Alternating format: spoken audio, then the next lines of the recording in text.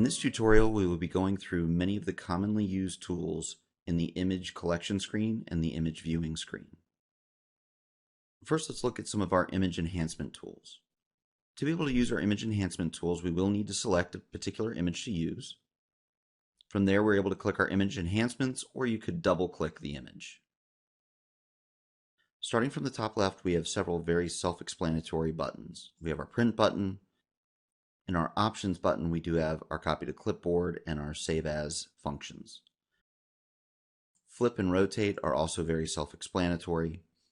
Under our enhancement selection, there are a number of enhancements including invert, sharpen, smooth, edge enhancements. All of these do affect the image differently.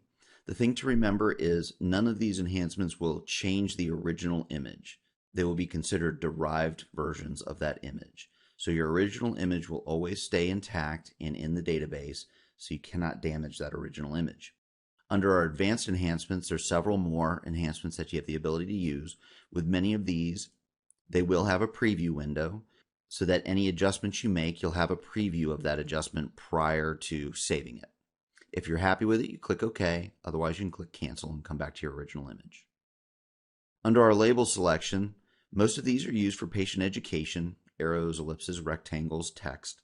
We do have several that are clinically used, including the measurement tool and under your advanced labels. Your undo, redo button does give you exactly that. Undo, redo, and revert back to your original image. The real-time filter is very commonly used in most of our practices. You simply choose the filter that you'd like to use, and it'll apply it to your image. This is a toggle on and off action, so it will stay on for every image that we look at, including if we leave this patient, move to the next, close the software, and come back into it at a later time. This filter will remain on. To remove it, you simply click back to it and uncheck that filter. One of our more common tools used is this pull-out window over here. This gives us many of the more common tools used on a regular basis. We have a zoom function that gives you the ability to use the wheel mouse to scroll in and out of the image. If you use the left mouse button, it's going to zoom in. If you use the right mouse button, it's going to zoom out. If you press in on the wheel mouse, it's going to zoom to fit the image on the screen. The minus plus do exactly that with zoom. The square actually magnifies the image to fit the screen as well. The next button is a display to full screen. So it removes our window bar at the bottom and gives us the ability to have this image the only thing appearing on the screen. From there, we can continue to use our tools as seen below. The next tool is this black and white square. This allows me to change the brightness and contrast with just my mouse.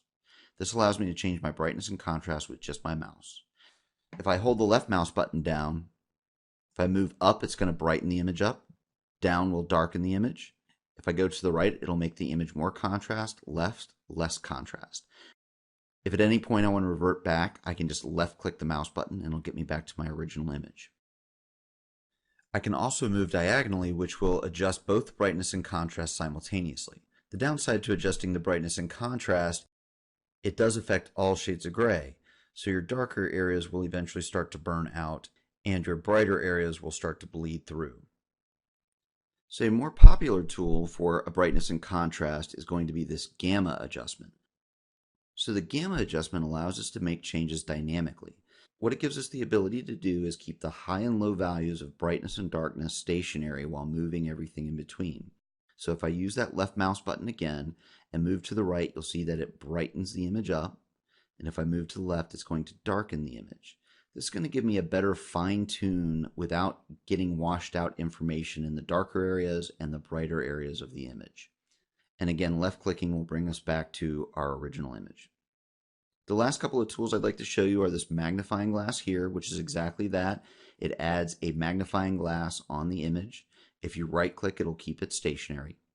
The magnifying glass with the starburst in it is an enhancement tool within a magnifying glass. So this is going to enhance the brightness and contrast within that circle. And again, if you right click, it'll keep it stationary. Left click will allow you to hold and drag it around. To exit out of the full screen view, we simply click the X button here and we return back to our normal viewing. Once I'm done with my enhancements, I simply click Go Back. This notification lets me know that I've made some adjustments to one or multiple images and it's asking me if I'd like to save those changes. Again, please remember that this will not change your original image. It'll simply save the adjustments that you've made as a derived image. You'll always be able to revert back to your original image at any time. The last thing I'd like to show you is the ability to compare images. So our Compare Images button is right here on the left-hand side. We have the ability to compare a number of different things. The first thing I'm going to choose is the Compare Selected Images, which is currently grayed out. To be able to do that, you'd simply have to choose two images that you'd like to compare.